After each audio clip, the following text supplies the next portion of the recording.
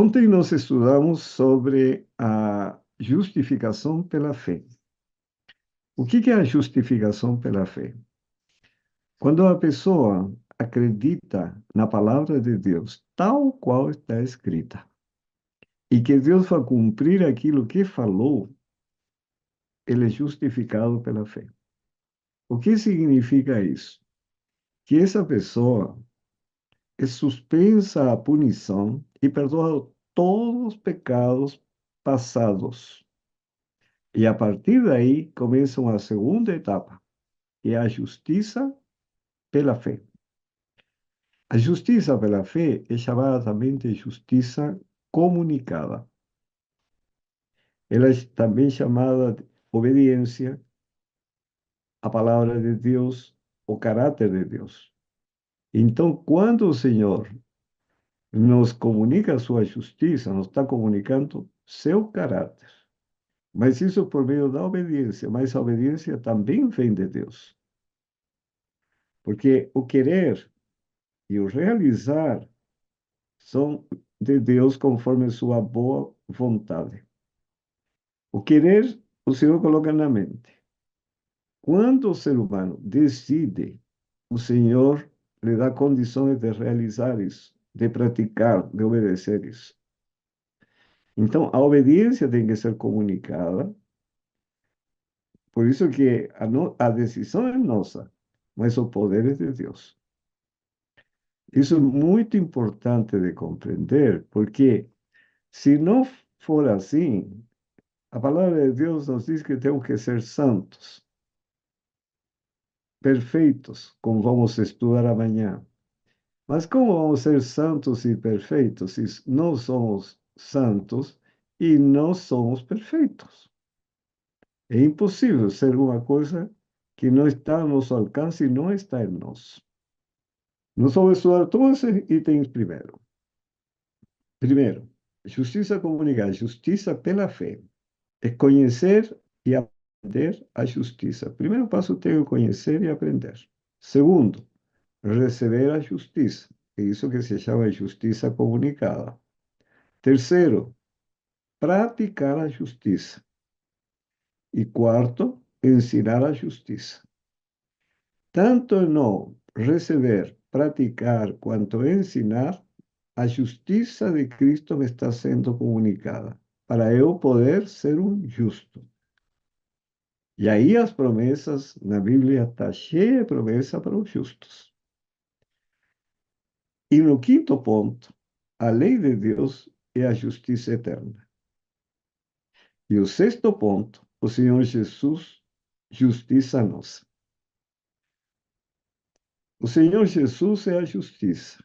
A lei é uma transcrição da justiça. E essa justiça tem que ser comunicada, e para isso precisamos conhecer e aprender, precisamos receber, praticar e ensinar. Veja Provérbios capítulo 2, versículos 1 a 12. Filho meu, se aceitares as minhas palavras e esconderes contigo os meus mandamentos, para fazeres o teu ouvido atento à sabedoria e inclinares o teu coração ao entendimento, se clamares por conhecimento e por inteligência alçares a tua voz, se como a prata a buscares e como a tesouro escondidos a procurares, então entenderás o temor do Senhor e acharás o conhecimento de Deus. Porque o Senhor dá a sabedoria, da sua boca é que vem o conhecimento e o entendimento. Ele reserva a verdadeira sabedoria para os retos. Escudo é para os que caminham na sinceridade, para que guardem as veredas do juízo. Ele preservará o caminho dos seus santos. Então entenderás a justiça, o juízo, a equidade e todas as boas veredas. Pois quando a sabedoria entrar no teu coração e o conhecimento for agradável à tua alma, o bom siso te guardará e a inteligência te conservará, para te afastar do mau caminho e do homem que fala coisas perversas. Esse texto é maravilhoso. Aqui está a essência de toda a questão. O Senhor dá sabedoria, da sua boca que vem o conhecimento e o entendimento. Ele reserva a verdadeira sabedoria para os retos. Então entenderás a justiça, o juízo, a equidade e todas as boas veredas. Então, o que nós temos que ter sempre em mente que existem duas etapas no processo. A primeira, e o melhor exemplo dessa primeira etapa é Abraão. Abraão, ele não era um homem justo, porque a justiça só vem de Deus. Mas quando o Senhor o foi educando desde criança, e ele era obediente à palavra de Deus. Mas ele tinha os maus traços de caráter que qualquer ser humano tem. Mas quando ele o chamou, ele saiu imediatamente à sua terra, para uma terra que desconhecida. Deixou família, deixou tudo. E aí o Senhor lhe fez uma promessa, que ele teria um filho. Ele pediu um filho e o Senhor lhe prometeu. Ele acreditou na promessa. Mas passaram os anos e o filho não veio. 10 anos em Canaã, ele se acostumou às práticas cananeus e aceitou por Agar como mulher. Bom, o Senhor voltou a falar para ele que esse não seria o herdeiro, mas que seria um filho de Sara. Mas com que idade o Senhor falou isso? Com 99 anos. Quando a esposa já não podia ter mais filho e ele também não. Quer dizer, ele criou contra a esperança de ter um filho, mas ele acreditou. Acreditou que Deus podia cumprir uma promessa de algo impossível. E ainda mais, ele recebe o filho, e daí a alguns anos o Senhor pede que sacrifique esse filho, que seria seu herdeiro, e que através dele muitas nações, inúmeras nações, sairiam da descendência desse filho. Mas ele acreditou que Deus tinha poder para ressuscitar esse filho e cumprir a promessa. E isso lhe foi imputado por justiça. Foi isso que, que o Senhor, que ele lhe diz que seria um justo, porque ele acreditou na promessa. Qual é a nossa impossibilidade real? Que somos desobedientes desde o ventre materno, como diz Isaías 48. Obedecer à palavra de Deus de coração. Pode-se obedecer exteriormente, mas não interiormente. Então, é uma diferença muito grande. E é o que nós vamos estudar amanhã sobre a perfeição em Cristo e depois de amanhã a santificação. Na perfeição em Cristo, nós vemos que a cura tem que ser interior para que o exterior manifeste esse novo ser criado à imagem e semelhança de Deus. Então, essa primeira fase de Abraão, que ele acreditou na promessa, sem ainda receber esse filho, sem ainda a esposa engravidar, isso lhe concedeu o título de ser um justo diante de Deus. Foram perdoados todos os pecados passados e ainda mais, ele foi considerado como um justo, como alguém que não tem pecados. Foi tratado como um filho e guardado por Deus. E Deus agora lhe começa a comunicar a sua justiça. Por isso, Sofonias capítulo 2, verso 3 diz: Buscai ao Senhor, vós todos os mansos da terra, que tendes posto por obra o seu juízo. Buscai a justiça, buscai a mansidão. Pode ser que sejais escondidos no dia da ira do Senhor. Então, o primeiro ponto é conhecer e aprender a justiça, mas para isso temos que buscá-la. Mateus 5,6 diz: Bem-aventurados que têm fome e sede de justiça, porque eles serão fartos. Nós temos que orar para ter essa fome e sede de ser semelhantes a Cristo. Porque é isso que nos dá o título para chegar no céu. Aliás, nos dá posse do céu. E segundo Pedro, capítulo 2, versículos 20 e 21, diz: Porquanto se depois de terem escapado às corrupções do mundo, pelo conhecimento do Senhor e Salvador Jesus Cristo, forem outra vez envolvidos nelas e vencidos, tornou-se-lhes o último estado pior do que o primeiro, porque melhor lhes fora não conhecerem o caminho da justiça, do que conhecendo, desviarem-se do santo mandamento que lhe fora dado. Então precisamos conhecer o caminho da justiça. E para isso temos que buscar. Ninguém conhece algo se não busca, se não deseja receber esse conhecimento. Isaías 26:10. Ainda que se mostre favor ao ímpio, nem por isso aprende a justiça. Temos que buscar e aprender. Até na terra da retidão, ele pratica a iniquidade e não atenta para a majestade do Senhor. Impressionante, hein? O ímpio é aquele incrédulo que não busca, não tem fome, nem sede pela justiça. Ainda que se mostre o favor, nem por isso aprende a justiça. Jeremias 5, versículo 1. Dai volta às ruas de Jerusalém.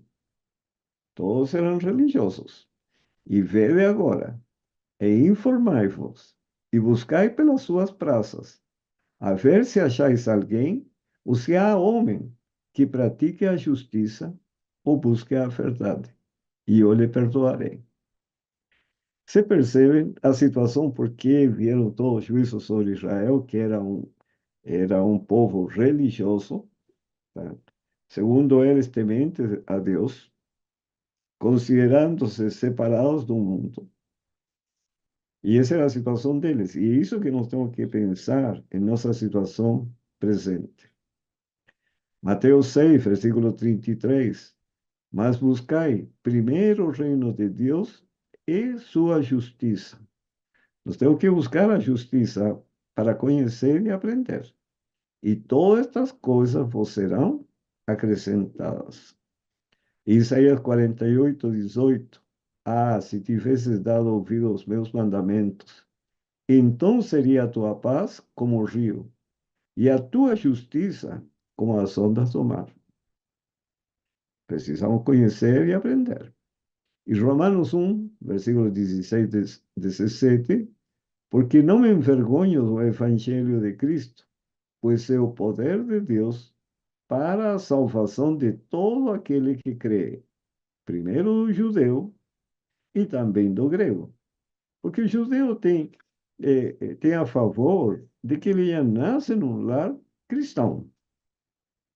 Então, ele está em uma condição muito privilegiada. O grego, que seria o gentio, ele nasce em uma família sem conhecimento. Então, para ele aprender e conhecer a justiça, é, é, um, é muito mais difícil, por mais, como diz o texto anterior, mesmo que se mostre favor ao ímpio, nem por isso ele conhece a justiça.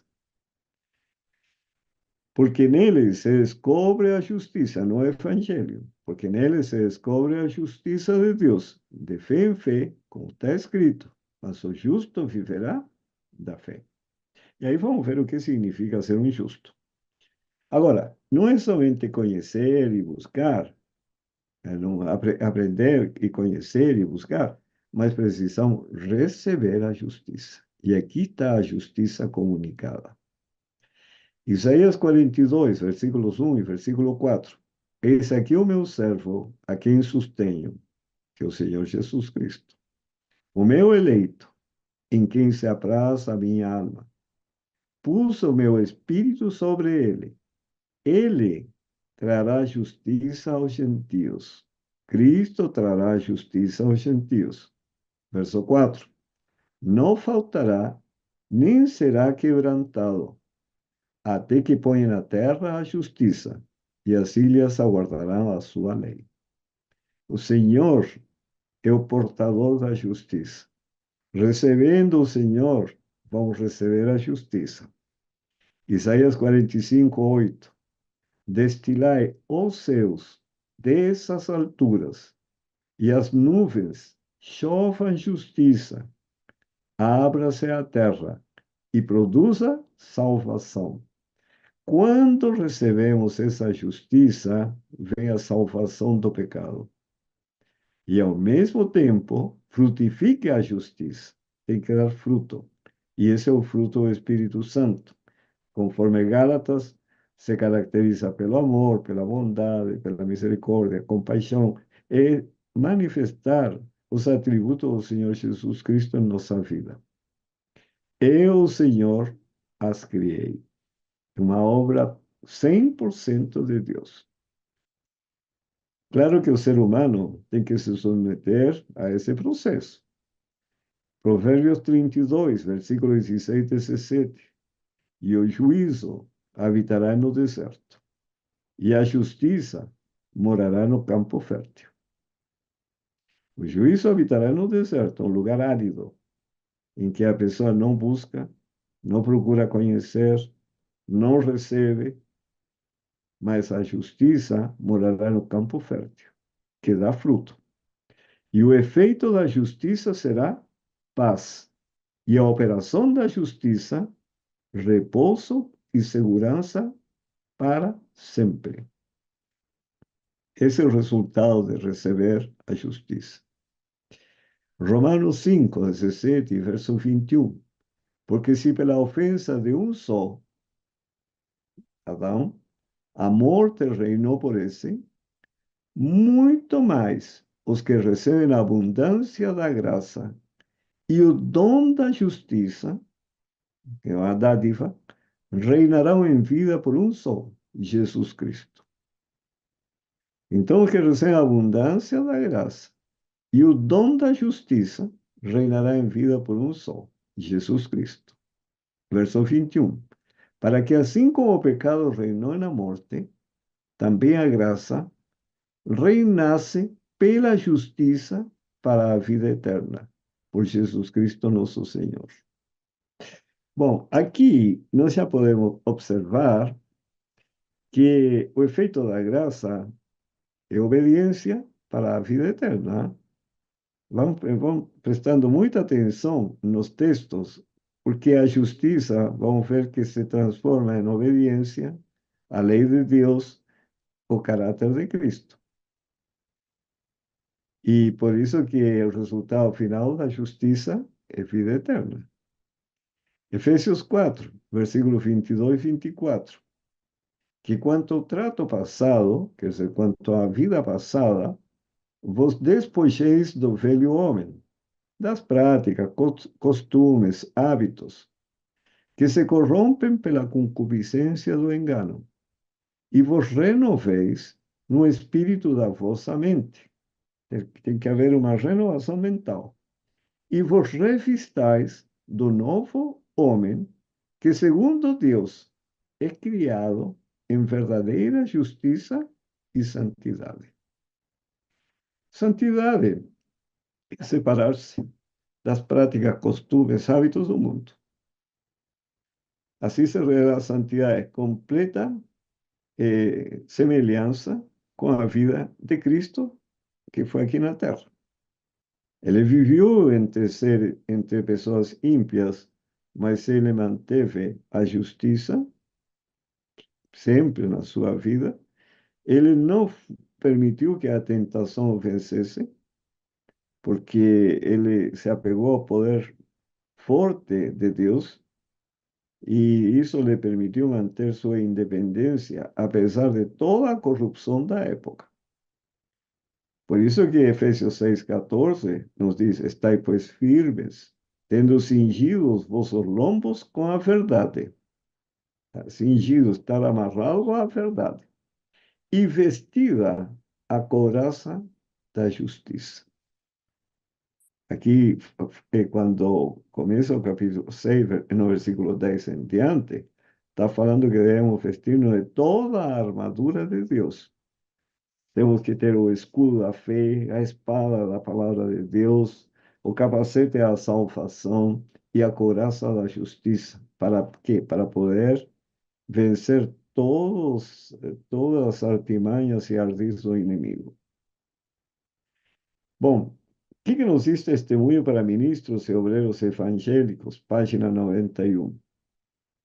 Em sua grande misericórdia, enviou o Senhor preciosa mensagem a seu povo por intermédio dos pastores Waggoner e Jones. Esta mensagem devia pôr de maneira mais preeminente diante do mundo o Salvador crucificado, o sacrifício pelos pecados de todo o mundo. Apresentava a justificação pela fé no fiador. Eu acreditar nos méritos de Cristo para me salvar do pecado. Agora, quando eu acredito nisso, que o sangue de Cristo tem poder para me purificar, o Senhor me perdoa todos os pecados passados, me declara como sendo um justo, e a partir daí começa a comunicar-me a justiça, que é a obediência, o caráter que me torna semelhante ao Senhor Jesus. Convida ao povo para receber a justiça de Cristo, que se manifesta na obediência a todos os mandamentos de Deus. Então, quando nos comunica a justiça, isto se manifesta de uma maneira clara. A pessoa se torna obediente a toda a palavra de Deus. Muitos perderam Jesus de vista. Deviam ter tido olhar fixo em sua divina pessoa, em seus méritos e em seu imutável amor pela família humana. Todo o poder foi entregue em suas mãos, para que ele pudesse dar ricos dons aos homens, transmitindo o inestimável dom de sua justiça ao impotente ser humano. Tem um texto que diz que quando nos unimos a Deus, recebendo sua justiça, nos tornamos onipotentes. Sabe o que significa isso? Que a pessoa não pode ser vencida por nenhum ardil de Satanás. É aí quando a pessoa readquire sua independência. Por isso o Senhor Jesus diz, quando ele diz, recebereis a verdade vos libertará. E mais para frente fala do pecado. Esta é a mensagem que Deus manda proclamar ao mundo.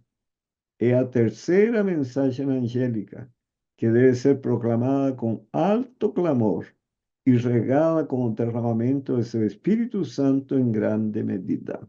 Essa é nossa obra. Ensinar aos seres humanos a se libertarem do pecado, recebendo a justiça de Deus.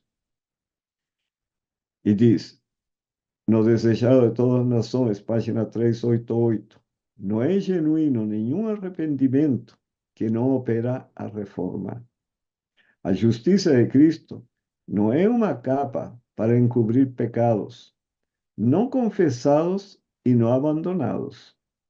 É um princípio de vida que transforma o caráter e rege a conduta. Santidade e integridade para com Deus. Uma pessoa íntegra, nada deixa de ser dedicado ao Senhor. É a inteira entrega da alma e da vida para a habitação dos princípios do céu. Se entrega por completo, submissão 100%.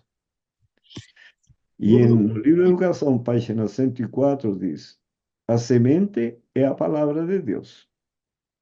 Como a terra produz os seus renovos e como o horto faz brotar o que nele se semeia, assim o Senhor Jeová fará brotar a justiça e o louvor.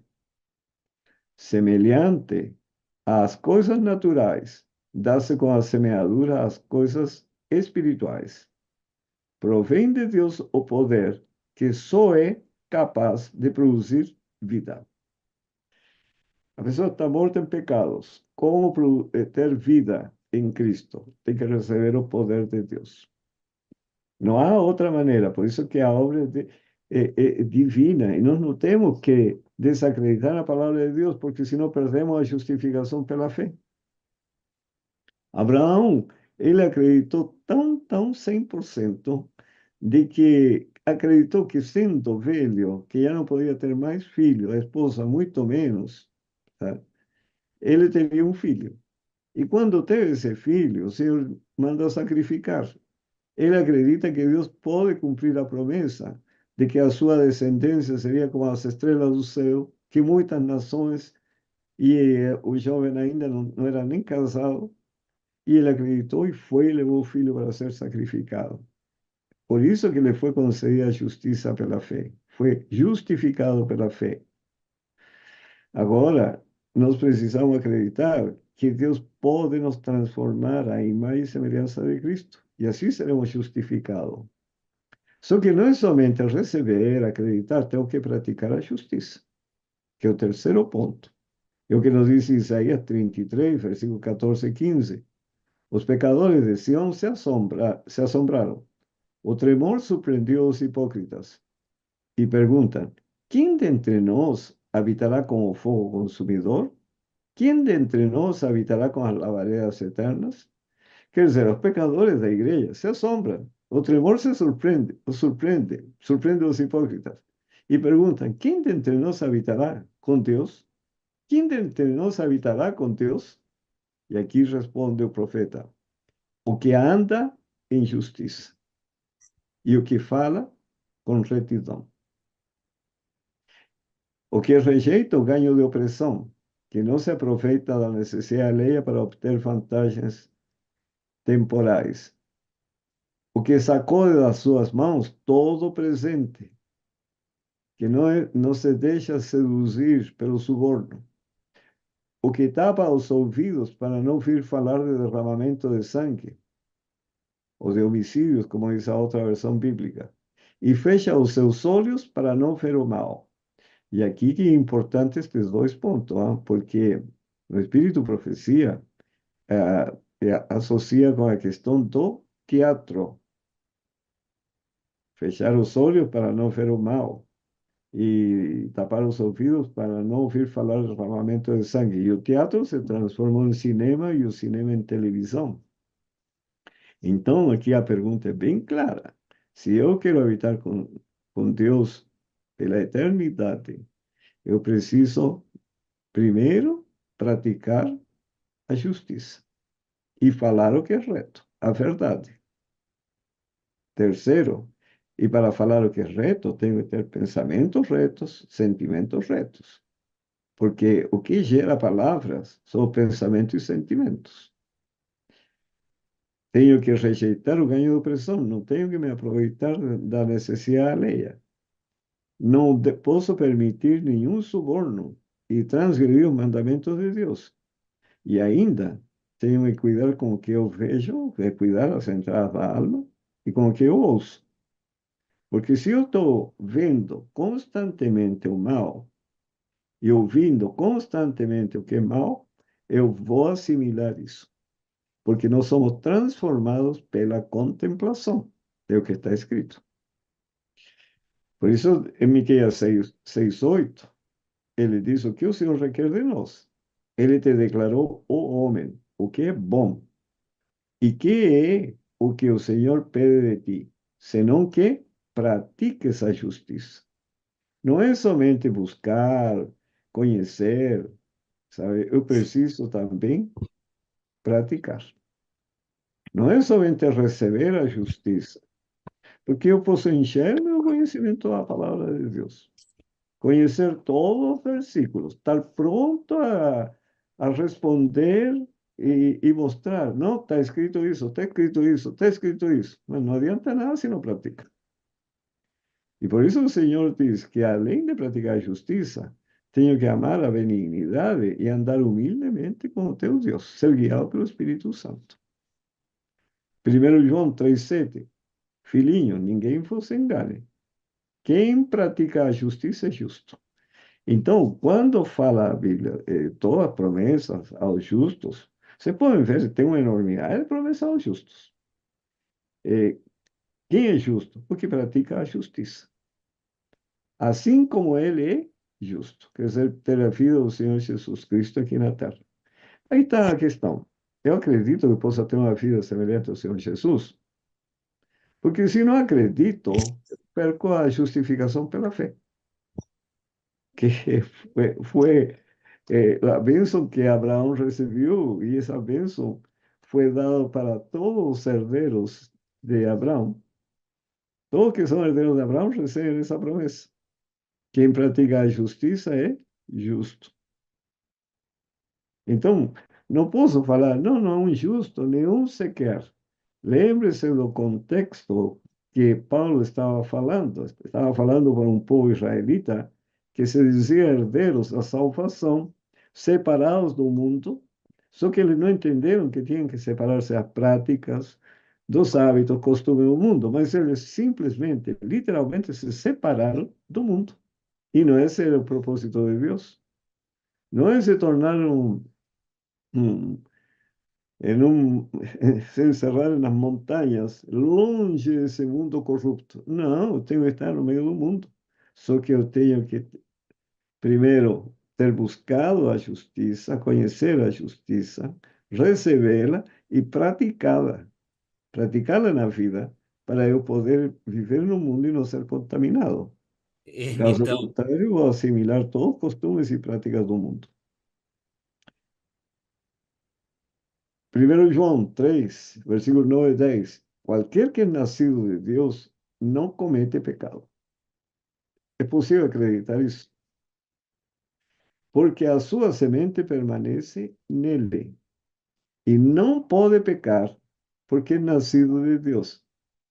Cuando fala de pecar, hermanos queridos, hermanas, se refiere no solamente a cuestión de palabras y actos, se refiere también a pensamiento y sentimientos. Nós vamos estudar no último tema como são sujeitos pensamentos e sentimentos que fazem parte da natureza do ser humano. Por isso tem que ser implantada uma segunda natureza no ser humano. A primeira natureza é que nós todos recebemos, isso desde o nascimento, já nasceu uma natureza corrupta. Se ela se continuar operante na vida, nunca vamos ter pensamentos bons, sentimentos bons, palavras boas e assim por diante. Então, Deus tem que implantar uma segunda natureza que assuma o controle e sufoque a primeira, para essa primeira não se manifestar, mas tenho que estar unido a Cristo, como o ramo está unido à videira. Quanto tempo? 24 horas por dia. Isso é segundo a segundo. Se eu me separo de Cristo um instante, a natureza carnal assume, porque Ele está ali. Nisto são manifestos os filhos de Deus e os filhos do diabo. Qualquer que não pratica a justiça, por isso tem que praticar a palavra de Deus à risca, e não ama seu irmão, não é de Deus. Tem que praticá-la. A integridade será o infalível resultado de seguir no caminho da justiça. El resultado, ter uma vida íntegra. Íntegra, completamente submissa a Deus. Ezequiel 3, versículo 19 e 20. Mas se avisares ao ímpio, e ele não se converter de sua impiedade e do seu mau caminho, ele morrerá na sua iniquidade. Mas tu livraste a tua alma. Semelhantemente, quando o justo, quem é o justo? Que pratica a justiça, se desviar da sua justiça e cometer a iniquidade, e eu puser diante dele um tropeço, ele morrerá, porque tu não avisaste. No seu pecado morrerá. O ímpio, né? Quando o justo. Porque aqui, o que ele está falando de. Temos que avisar o ímpio para ele se converter da sua impiedade. Se ele não se converter, ele morrerá na sua iniquidade. Mas eu livro a minha alma. Semelhantemente, quando o justo se desviar da sua justiça e cometer iniquidade, e eu puser diante dele um tropeço, ele morrerá, se eu não avisar o justo. Porque tu não avisaste, no seu pecado morrerá, e sua justiça, toda a sua vida que andou com Deus no passado, que tiver praticado, não serão lembradas. Mas o seu sangue da tua mão requererei, porque eu não avisei. Por isso nós temos que levar essa mensagem ao mundo, que é a mensagem dos três anjos. Não é somente denunciar a besta, a imagem da besta, o sinal da besta. Eu tenho que ensinar as pessoas que para alcançar a vida eterna, ele tem que receber a justiça de Deus. Tem que ser justificado pela fé e tem que receber a justiça que é comunicada, que é a obra do Espírito Santo aqui na terra. E veja que diz Ezequiel 14:20. Ainda que Noé, Daniel e Jó estivessem no meio dela, vivo eu, diz o Senhor Deus, que nenhum filho, nenhuma filha eles livrariam, mas somente eles livrariam suas próprias almas pela sua justiça. Então, todo ser humano tem que conhecer, tem que receber a justiça e tem que praticar a justiça. E agora eu tenho que anunciar a justiça aos demais, para que os outros também conheçam, para que também a recebam e para que também pratiquem. Ezequiel 18, versículos 19 e 22, mas 16. Por que não levará o filho a iniquidade do pai? Porque o filho procedeu com retidão e justiça, e guardou todos os meus mandamentos, e os praticou. Por isso, certamente viverá. A alma que pecar, quer dizer, que não guardou os mandamentos de Deus, que não os praticou, esse morrerá. O filho não levará a iniquidade do pai, nem o pai levará a iniquidade do filho. A justiça do justo ficará sobre ele, e a impiedade do ímpio cairá sobre ele. Mas se o ímpio se converter de todos os pecados que cometeu, e guardar todos os meus estatutos, e proceder com retidão e justiça, certamente viverá. Não morrerá. De todas as transgressões que cometeu, não haverá lembrança contra ele. Pela justiça que praticou, por isso que tem que ser praticar a justiça, viverá. E verso 26. Desviando-se o justo da sua justiça, e cometendo iniquidade, morrerá por ela. Na iniquidade que cometeu, morrerá. Você percebe? A justiça tem que ser buscada, conhecida, recebida e praticada até se formar um hábito, porque atos repetitivos se transformam em hábitos e o hábito forma o caráter. Ezequiel 33, versículos 12 a 14. Tu, pois, filho do homem, dize aos filhos do teu povo: a justiça do justo não o livrará no dia da sua transgressão. E quanto à impiedade do ímpio, não cairá por ela no dia em que se converter de sua impiedade. Nem o justo poderá viver pela sua justiça no dia em que pecar, porque o salário do pecado é a morte. Quando eu dizer ao justo que certamente viverá, e ele, confiando na sua justiça, praticar a iniquidade, não virá à memória todas as suas justiças, mas na sua iniquidade que pratica, ele morrerá. Porque o justo recebeu a justiça, tem o conhecimento da verdade e não vive a verdade, ele não tem chance na vida, a não ser que se converta. Quando eu também disser ao ímpio, certamente morrerás, se ele se converter do seu pecado e praticar juízo e justiça, certamente morrerá, né? E verso 16: de todos os seus pecados que cometeu, não se terá memória contra ele. Juízo e justiça fez, certamente viverá. Então, se ele se converteu do seu pecado e praticar o juízo e justiça, certamente viverá. Agora, Romanos 6, versículos 12 a 14. Não reine, portanto, o pecado em vosso corpo mortal, para lhe obedecerem em suas concupiscências. Não domine o pecado em vosso corpo mortal. Nem tampouco apresenteis os vossos membros ao pecado por instrumento de iniquidade, mas apresentai-vos a Deus como vivos dentre mortos, e os vossos membros a Deus como instrumentos de justiça. Porque o pecado não terá domínio sobre vós, pois não estáis debaixo da lei, mas debaixo da graça.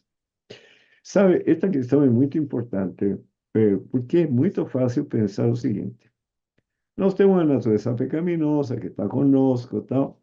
Ah, se pelo poder de Deus eu controlo as palavras e os atos, mas de repente eu fico furioso, ou eu sinto cobiça, enfim, isso faz parte da natureza carnal. Esse é um pensamento bastante comum, mas a palavra de Deus não abre espaço para isso, porque a cura é a nível mental, é interior, porque a palavra é gerada pelo pensamento e sentimento. A palavra não é independente. Então, se eu tenho uma natureza pecaminosa, minhas palavras e atos vão ser pecaminosos, que isso é normal.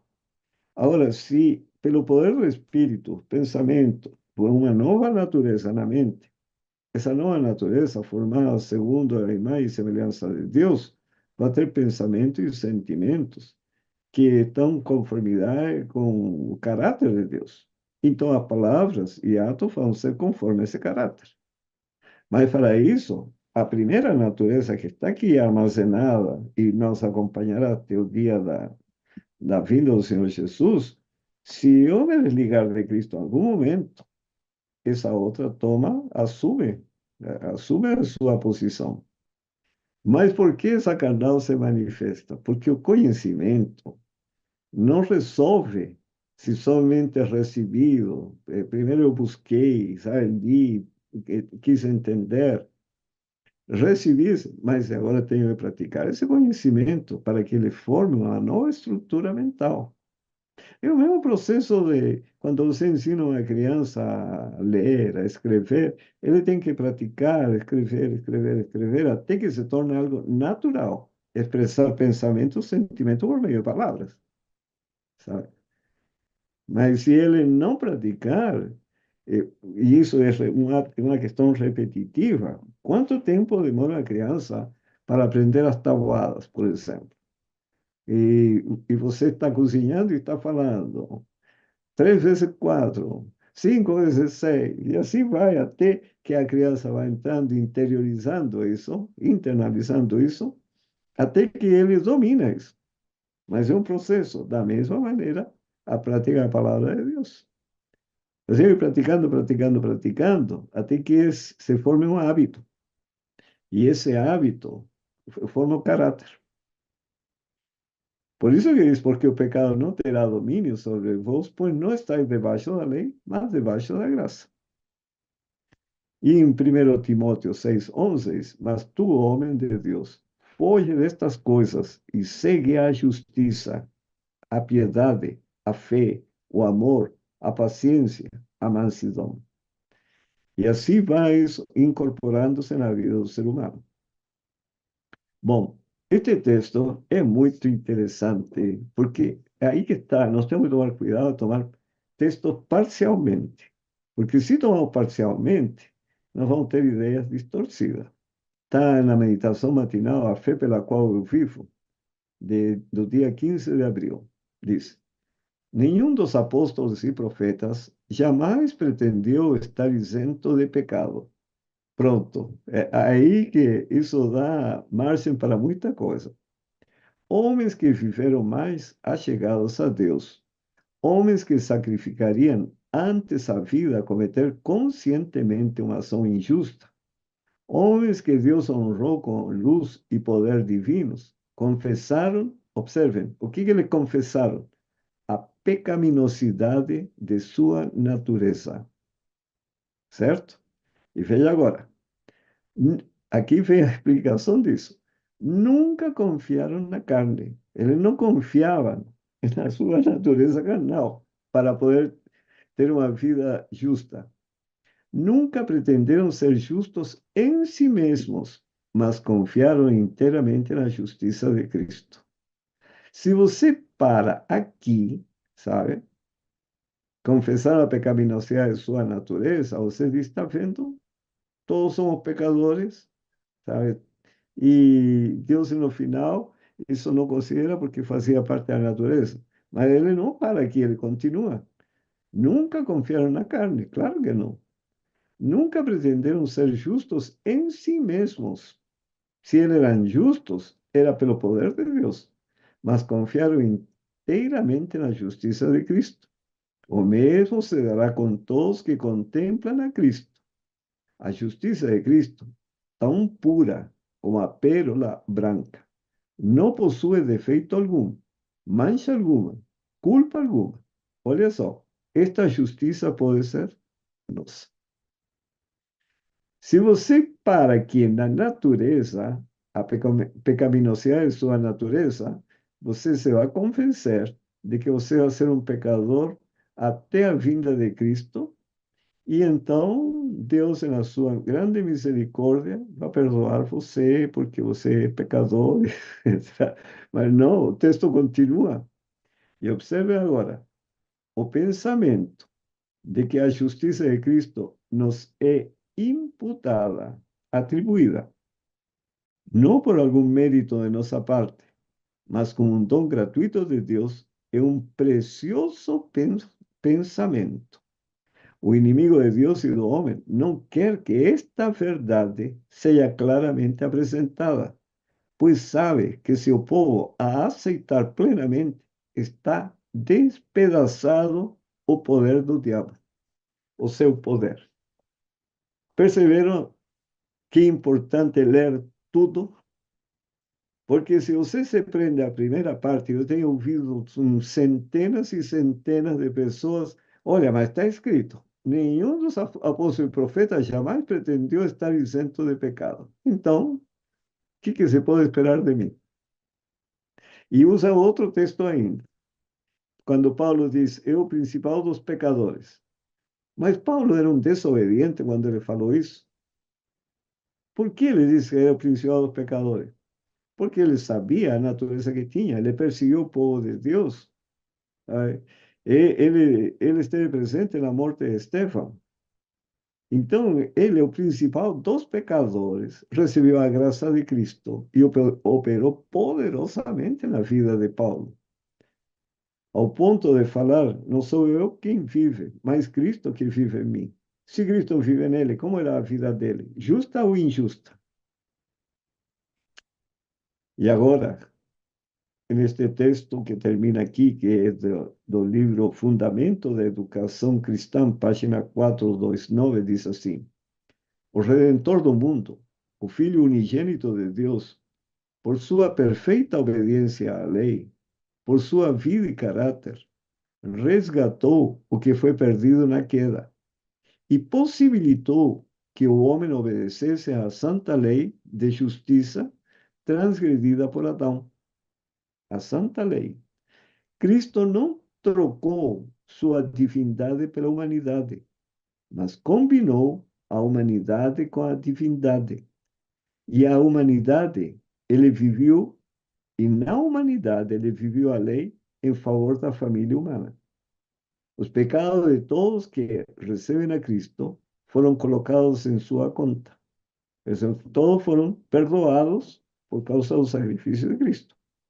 E ele satisfez plenamente a justiça de Deus.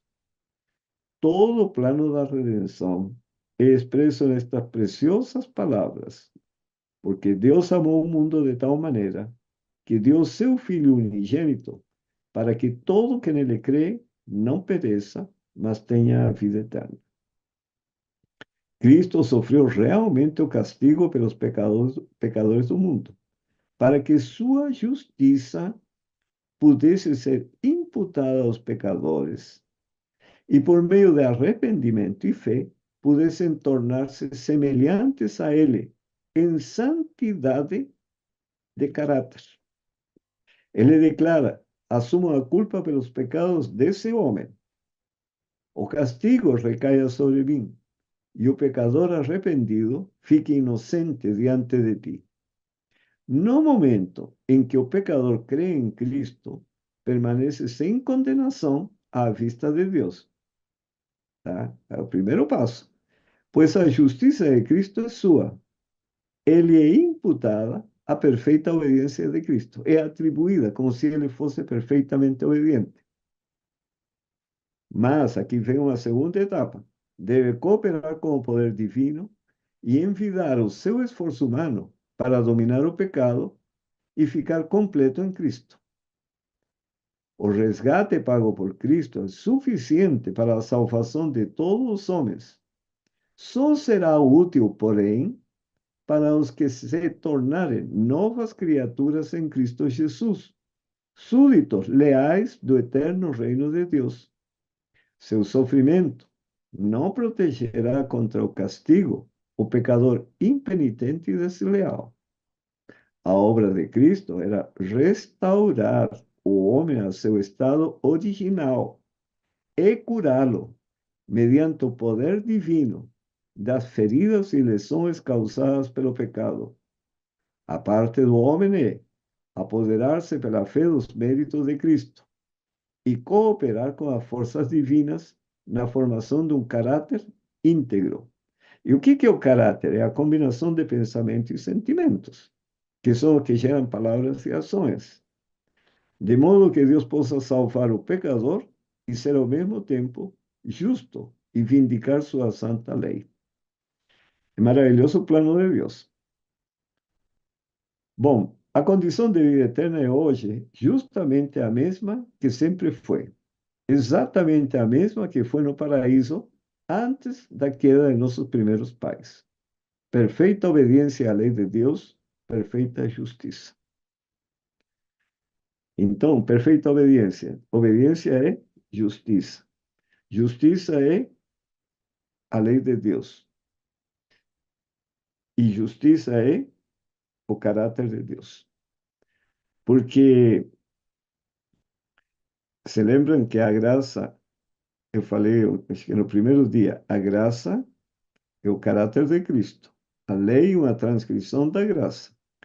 Quando, como diz Jeremias e no livro Hebreus, capítulo 10, Jeremias 31, diz que o Senhor escreve sua lei em nosso coração, ele está escrevendo seu caráter em nosso coração. Quer dizer, pensamentos e sentimentos de Deus estão sendo escritos para nós produzirmos atos de justiça, palavras de justiça. Se a vida eterna fosse concedida sob qualquer condição inferior a essa, correria perigo a felicidade do universo todo. Estaria aberto o caminho para que o pecado, com todo seu cortejo de infortúnios e misérias, se imortalizasse. Isso está no livro Caminho a Cristo, página 62.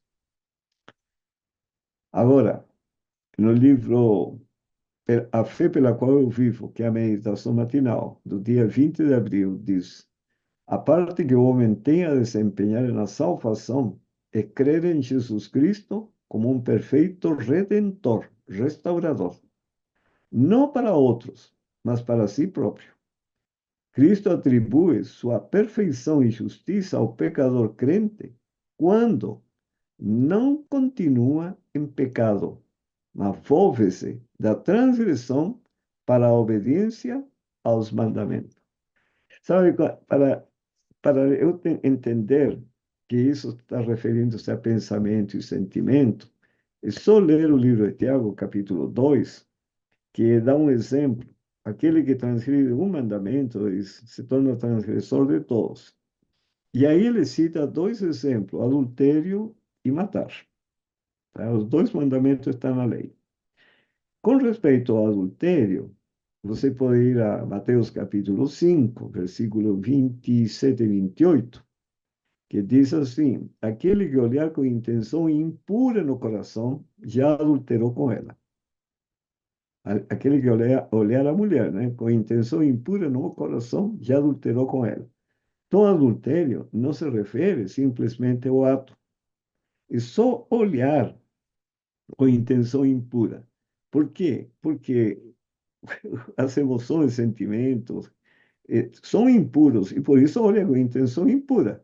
Então, o que que Deus tem que corrigir? E é uma obra divina, para eu não poder olhar com intenção impura. Tem que corrigir o pensamento e o sentimento, que é o caráter. Tem que ser restaurado o caráter. E quanto ao matar, você vai a 1 João capítulo 3, diz ali que se a pessoa aborrecer ou odiar o seu irmão, sabe, já cometeu assassínio. E diz, todo assassino não tem a vida permanente em si mesmo. Então, a pessoa não precisa matar, porque se aborrece, se odeia seu irmão, isso significa que, depende da circunstância, ele pode matar.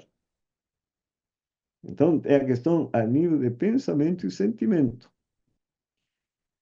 Conquanto Deus possa ser justo e, contudo, justifique o pecador pelo mérito de Cristo, nenhum homem pode trajar-se com o vestido da justiça de Cristo, enquanto praticar pecados conhecidos ou negligenciar simples deveres.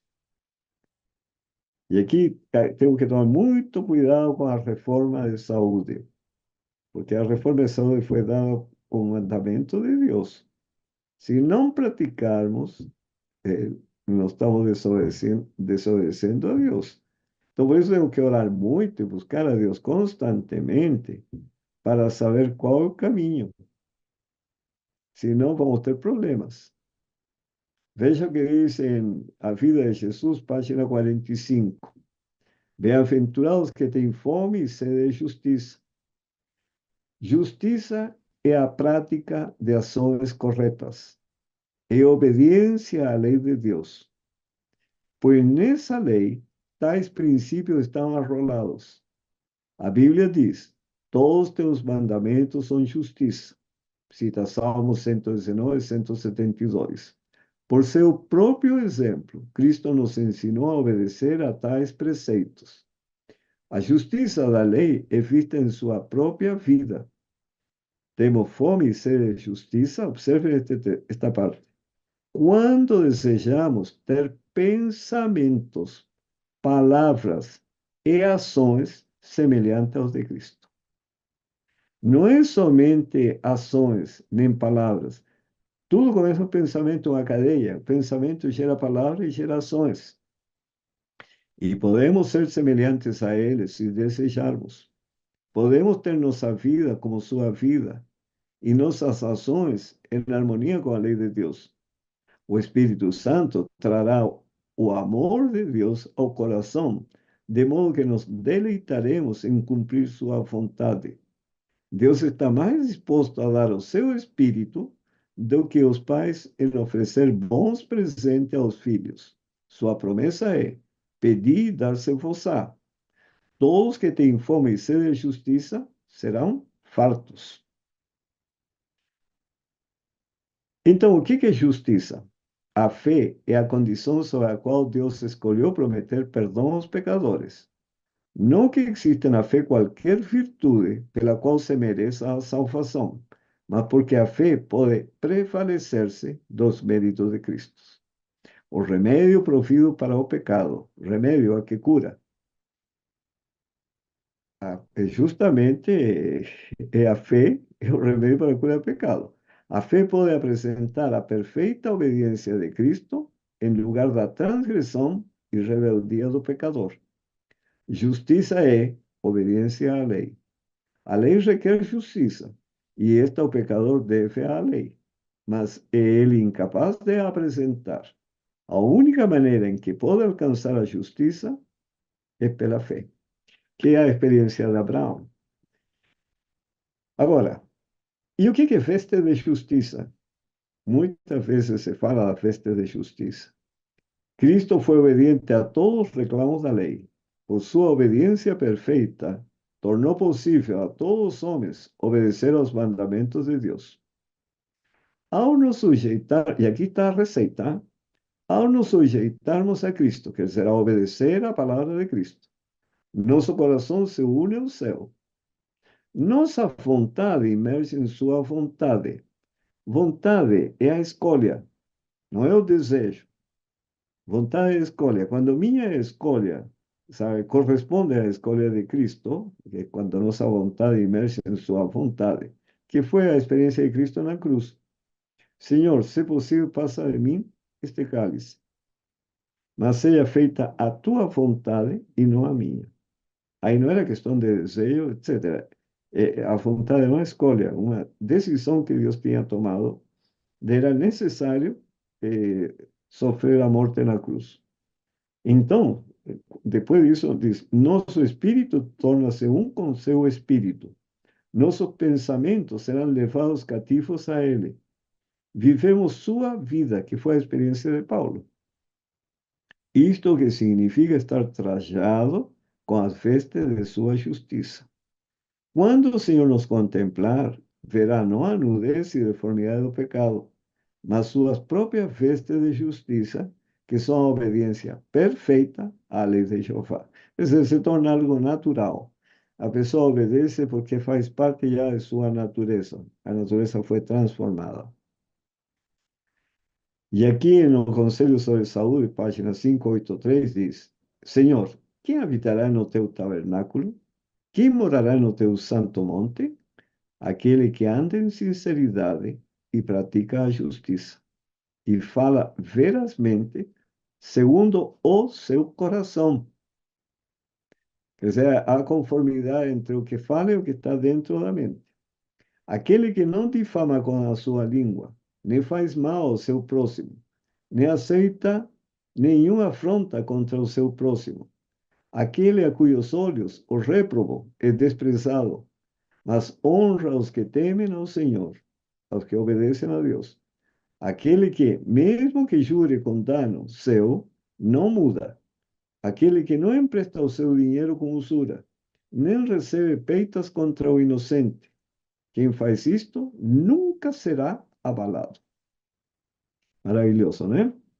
E Conselho sobre Saúde, página 359, diz: os que diligentemente dão ouvidos à voz do Senhor e com prazer guardam os seus mandamentos, estarão entre o número dos que verão a Deus. O Senhor nos ordenou que fizéssemos todos estes estatutos para temer ao Senhor nosso Deus, para o nosso perpétuo bem, para nos guardar em vida, como no dia de hoje. E será para nós justiça, quando tivermos cuidado de fazer todos estes mandamentos perante o Senhor nosso Deus, como nos tem ordenado. Quando obedecermos a toda a palavra de Deus, seja no Antigo Testamento, seja no Novo Testamento, seja no escrito de Ellen White, porque os três têm a mesma autoridade, hein? Os três foram inspirados pelo Espírito Santo. A diferença é a função. A palavra de Deus, a Bíblia, é o instrumento para transformar nossa mente. O Espírito Profecia nos auxilia a entender a Bíblia para poder obedecer. Então, nos dá detalhes e nos mostra, para o nosso tempo presente, como fugir das ciladas do diabo. Por isso que é importante o Espírito Profecia, porque sem ele, muitas coisas não vão entender na Bíblia. Porque, não porque a Bíblia não seja possível compreender, o problema é que nós perdemos essa herança espiritual de que pais ensinam aos filhos. O meu conhecimento da palavra de Deus quando criança se resumia à história de Sansão, à história de Noé, à história da criação. Era esse o ensino que eu recebi. Mas sobre o plano da redenção, eu não sabia de nada. E isso eu já tinha algumas vantagens. Aprendi de criança que a Bíblia é a palavra de Deus. Quantos nascem nesse mundo nem sabem que a Bíblia é a palavra de Deus? Então, aí o Senhor, para este tempo, nos deu o Espírito de Profecia para ajudar-nos a entender. O que para uma pessoa que foi educada na palavra de Deus, sabe? Antes de o Senhor levantar a Ellen White como mensageira, ele foi educado na palavra de Deus, ele entendia perfeitamente. Como os judeus entendiam, o sacrifício de cada animal apontava para Cristo. E com o passar dos anos se perdeu esse conhecimento. E os filhos praticavam esse ritual no santuário, mas perderam o sentido espiritual disso. Agora, além de praticar, eu preciso ensinar a justiça. Não é somente praticar, eu preciso ensiná-la. Provérbio 11, versículos 18 e 19 diz: o ímpio faz obra falsa, mas para o que semeia a justiça, haverá galardão fiel. Como a justiça encaminha para a vida, assim o que segue o mal vai para a morte. Então tenho que semear a justiça. João 16, versículos 7 a 11.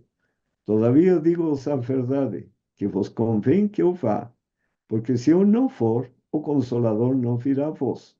Mas quando eu for, vos-lo enviarei. E quando ele vier, convencerá o mundo do pecado e da justiça e do juízo. Pecado é a transgressão da lei, justiça é a obediência à lei, e o juízo que nos faz julgar de acordo com a justiça. Do pecado, porque não creem em mim. Da justiça, porque vou para meu Pai e não me vereis mais. Claro, o modelo de justiça era a pessoa de Cristo. Saiu daqui da terra, como não vamos saber o que significa ser justo? Se moramos em um mundo de injustos. Então, o Espírito Santo é que nos faz compreender a justiça de Cristo. E do juízo, porque já o príncipe deste mundo está julgado. Atos 24, verso 25. E alguns dias depois, vindo Félix com sua mulher Drusila, que era judia, mandou chamar a Paulo e ouviu acerca da fé em Cristo. E observem o ensino bíblico de Paulo. E tratando ele da justiça, quer dizer, da obediência à palavra de Deus, e da temperança, sabe? E do juízo vindouro. Essa é a nossa mensagem para o mundo hoje. Por quê? Temos que ensinar a pessoa a obedecer a palavra de Deus. Temei a Deus e dai-lhe glória, pois é vinda a hora do seu juízo. Temos que ensinar a pessoa a obedecer. Mas para obedecer tem que entender. E para entender precisam ser temperantes. Caso contrário, é comprometida a percepção, o discernimento, o raciocínio, a memória. Félix, espavorido, respondeu: por agora vai-te, e tendo oportunidade te chamarei. No Conselho sobre a Escola Sabatina, página 12, diz: as preciosas gemas da verdade, há muito perdidas de vista, devem agora ser restituídas aos filhos de Deus. Os temas da justificação pela fé e da justiça de Cristo devem ser apresentados em nossas escolas, a fim de que os jovens e as crianças compreendam esses assuntos e os professores e alunos aprendam o caminho da salvação. Santos e eternos princípios ligados ao plano da salvação foram há muito perdidos de vista, mas devem retomar seu lugar adequado no plano da salvação, aparecendo em sua luz celestial e penetrando a escuridão moral que envolve o mundo. Por isso que o tema geral desta semana se chama Verdades Antigas e Eternas. Antigas porque têm se perdido em maior ou menor grau, e são eternas. Testemunho para ministros e obreiros evangélicos, página 458. Deus deseja que seu povo se coloque na relação correta para com Ele, para que possam compreender o que dele requer acima de qualquer outra coisa. Devem revelar a toda alma que luta no mundo o que significa praticar a justiça. Nós temos que ensinar isso. Amar a beneficência e andar humildemente com o seu Deus. Onde quer que estejam, na sua terra natal ou em terras distantes, devem ser eles o povo que guarda os mandamentos. Devem ter a certeza de que seus pecados estão perdoados. E para estar perdoado, certamente teve que ter arrependimento e abandono, senão não há perdão. E de que são aceitos como filhos do Altíssimo. Testemunhos para Ministro e Obreros Evangélicos, página 233. Considere todo aquele que ama a Deus, que agora, enquanto é dia, é o tempo de trabalhar. Não entre as ovelhas que já estão no aprisco, mas de sair em busca dos perdidos e dos que estão a perecer. Estes necessitam de auxílio especial para conduzi-los ao redil. Agora é o tempo do descuidado despertar de sua letargia. Agora é o tempo de rogar que as almas não somente ouçam a palavra de Deus, mas também, sem demora, que abasteçam de óleo os seus vasos e suas lâmpadas. E observem, o óleo é a justiça de Cristo. Representa o caráter, e o caráter é intransferível. O óleo da virgem, que as virgens nécias ou imprudentes não tinham na vasilha, é a justiça de Cristo. E esta justiça de Cristo representa o caráter, e o caráter é intransferível. Por isso, quando elas pediram às virgens prudentes, a virgem prudente diz: olha, saí a comprar, porque eh, eh, pode ser que falte para nós duas. E assim foram a comprar. E o caráter não se forma em um dia, nem numa semana, nem num mês, é a vida toda. É por isso que quando chegou o esposo, se fecharam as portas, e quando elas voltaram, já não houve mais tempo. E aí que eu não posso negligenciar isso aqui. Porque a transformação do caráter não é fácil, gente. É um processo que é terrível, terrível mesmo, porque você tem uma natureza terrível e tenebrosa. Então, para transformar essa natureza, quer dizer, não transformá-la, para implantar outra que assuma o controle, não é uma questão de uma semana nem um ano.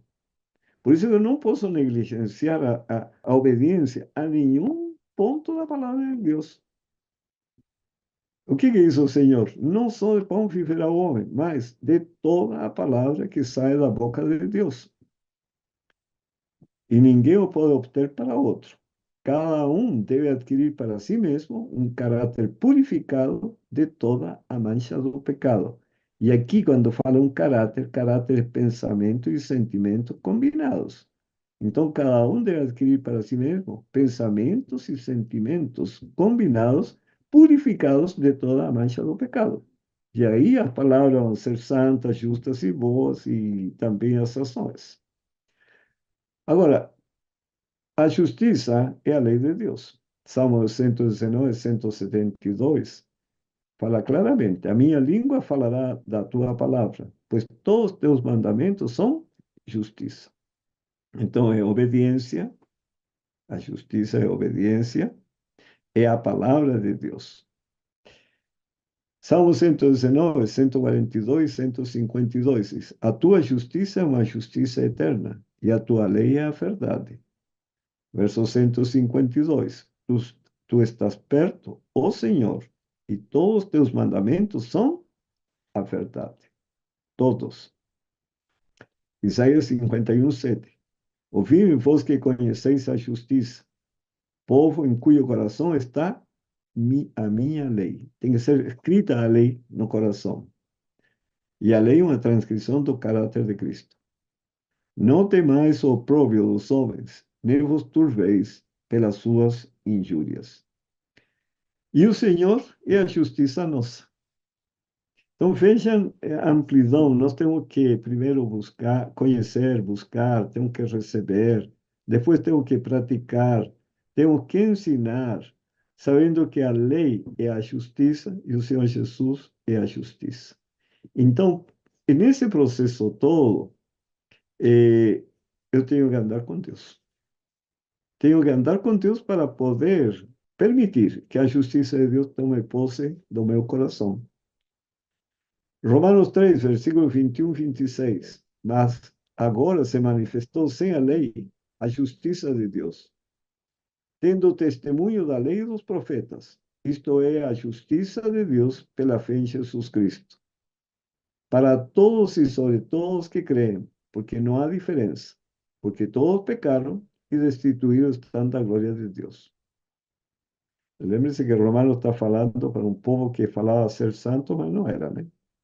Sendo justificados gratuitamente pela sua graça, pela redenção que há em Cristo, então somos perdoados, sendo justificados gratuitamente pela sua graça, somos perdoados, somos restaurados pela restauração que há em Cristo Jesus, ao qual Deus propôs para propiciação pela fé, oferta pela fé, no seu sangue, para demonstrar a sua justiça, para demonstrar seu caráter pela remissão dos pecados, pelo abandono dos pecados dantes cometidos, sob a paciência de Deus, para a demonstração de sua justiça neste tempo presente, para que ele seja justo e justificador daqueles que têm fé em Jesus. Filipenses, capítulo 1, versículos 10 a 11. Para que aproveis as coisas excelentes, para que sejais sinceros e sem escândalo algum até o dia de Cristo, cheios dos frutos de justiça, que são por Jesus Cristo, para a glória e louvor de Deus.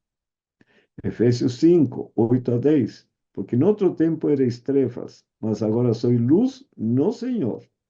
Andai como filhos da luz, porque o fruto do Espírito está em toda bondade e justiça e verdade. De frutos, resultado da obra do Espírito Santo, aprovando o que é agradável ao Senhor. E 1 João 2,29 diz: se sabeis que Ele é justo, sabeis que todo aquele que pratica a justiça é nascido dele. E Sofonias, nos 3, versículos 12 a 13, diz: mas deixarei no meio de ti um povo humilde e pobre, e eles confiarão no nome do Senhor. O remanescente Israel não cometerá iniquidade, nem proferirá mentira, e na sua boca não se achará língua enganosa, mas serão apacentados e deitar-se-ão, e não haverá quem os espante. E no livro Conselho aos Professores, Pais e Estudantes, diz o Senhor, página 448, diz assim: os pecados que assediam devem ser combatidos e vencidos. Traços objetáveis de caráter, sejam eles herdados ou cultivados, devem ser comparados com a grande norma da justiça e então vencidos no poder de Cristo. Dia a dia, hora a hora, deve operar-se no interior vigorosa obra de abnegação e santificação. Então as obras darão testemunho de que Jesus habita no coração pela fé. E no livro Saltaio, no dia 21 de maio, diz: Cristo sabia que ninguém poderia obedecer à lei por sua própria força.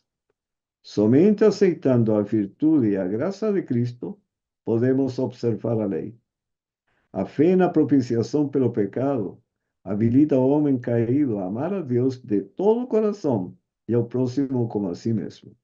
Fé e obras, página 100. A fé é a condição sobre a qual Deus escolheu prometer perdão aos pecadores. Não que exista na fé qualquer virtude pela qual se mereça a salvação, mas porque a fé pode prevalecer-se dos méritos de Cristo. Remédio provido para o pecado. A fé pode apresentar a perfeita obediência de Cristo em lugar da transgressão e rebeldia do pecador. Justiça e obediência à lei. A lei requer justiça, e esta o pecador deve à lei. Mas ele é incapaz de apresentar. A única maneira em que pode alcançar a justiça é pela fé. Fé no poder de Cristo. Bom, finalizando, no desejado de todas as nações, página 540, diz: a lei requer justiça, vida justa, caráter perfeito. E isso não tem um homem para dar. Não pode satisfazer as reivindicações da santa lei divina. Mas Cristo, vindo à terra como homem, viveu vida santa e desenvolveu caráter perfeito. Estes oferece ele como dom gratuito a todos quantos o queiram receber. Sua vida substitui a dos homens. Assim obtém remissão de pecados passados. Assim obtenido o abandono dos pecados pasados, mediante a paciencia de Dios. Mas, mais que isso, Cristo lhes comunica os atributos divinos, forma o caráter humano segundo a semelhança do caráter de Deus, uma esplêndida estrutura de força e beleza espirituais. Assim, a própria justiça da lei se cumpre no crente em Cristo. Deus pode ser justo e justificador daquele que tem fé em Jesus. Não é maravilhoso? A justiça ensinada por Cristo é conformidade de coração e de vida com a revelada vontade de Deus. Os pecadores só se podem tornar justos à medida que têm fé em Deus e mantêm vital ligação com Ele. Então a verdadeira piedade lhes elevará os pensamentos e enobrecerá a vida.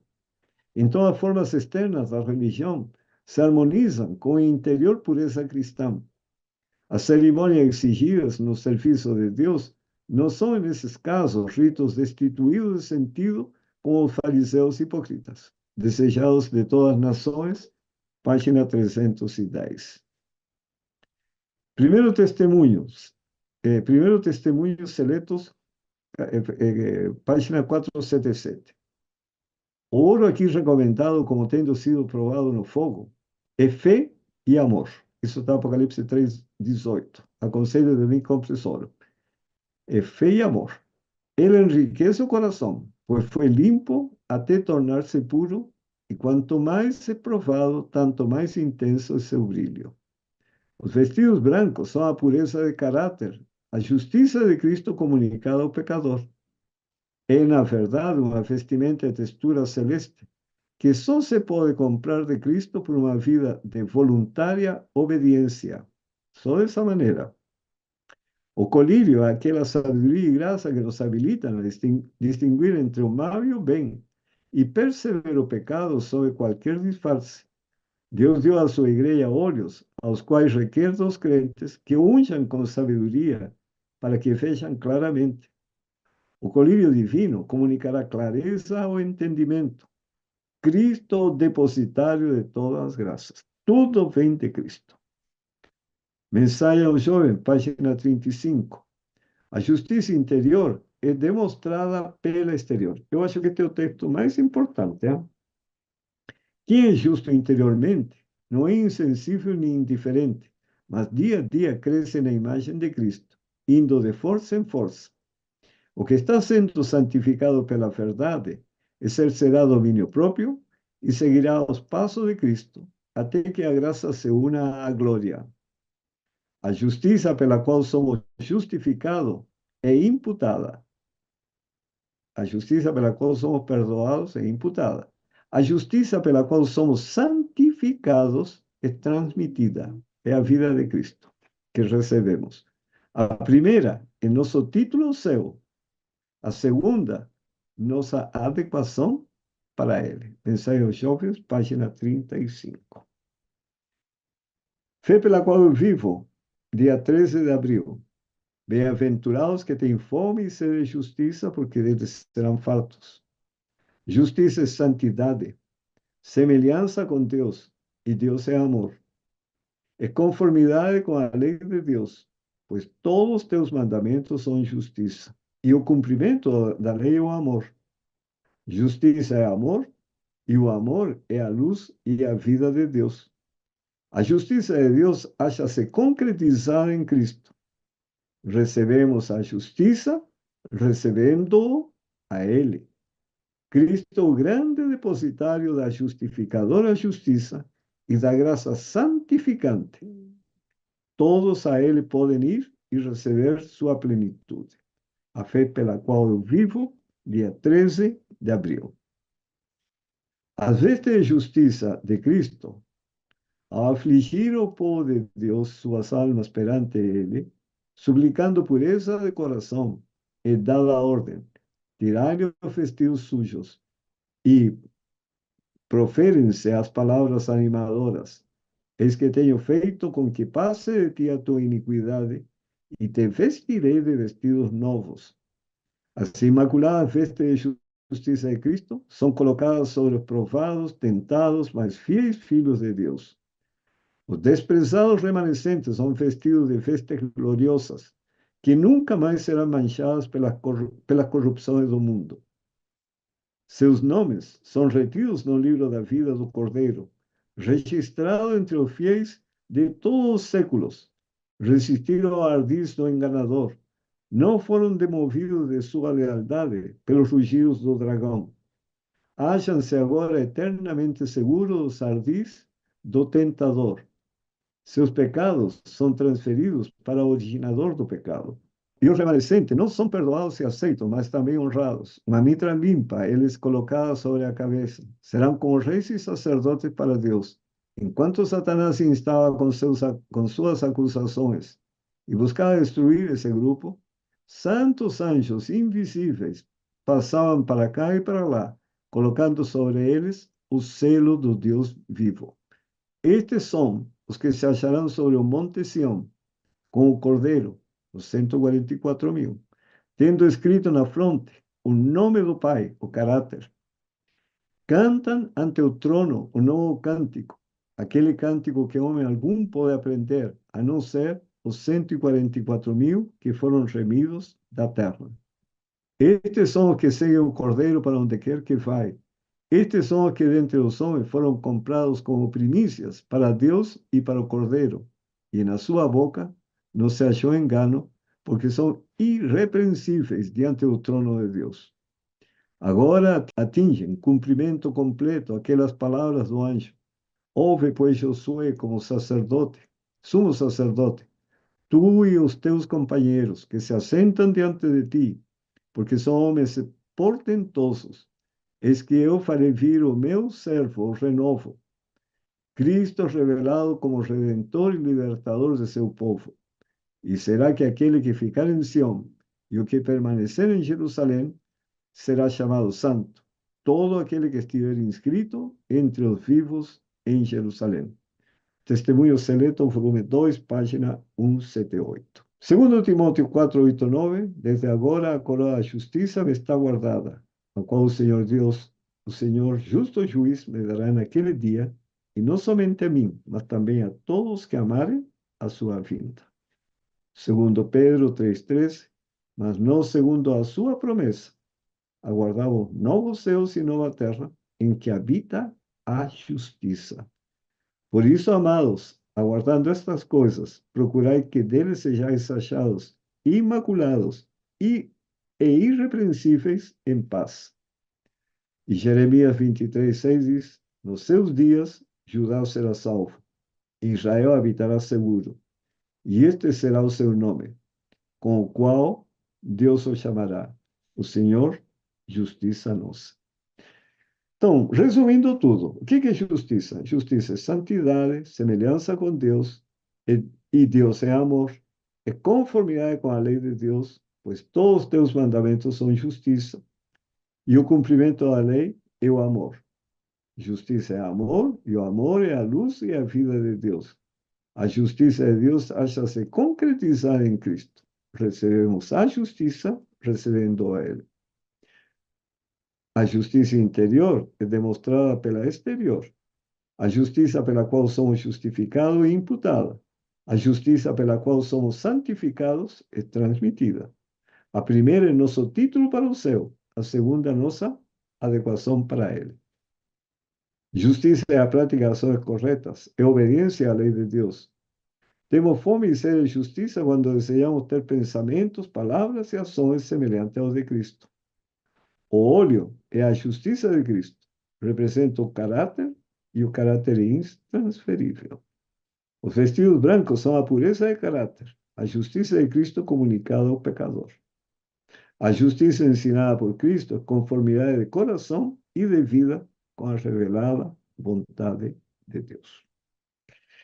Eu acho que, se nós entendermos todos esses pontos fundamentais do plano da redenção, nós vamos andar assim com muita alegria neste mundo. E por isso eu penso, nós vamos entrar no céu de joelhos, cantando e louvando a Deus pela eternidade. Porque é um milagre ser transformado em imagem e semelhança de Cristo. Que o Senhor abençoe a todos, Amanhã vamos estudar o que significa perfeição em Cristo, que é praticamente a repetição dos conceitos ditos com outras palavras. É o que estudamos ontem, o que estudamos hoje, o que estudamos no primeiro dia, no plano da redenção, aí apresenta de uma forma diferente.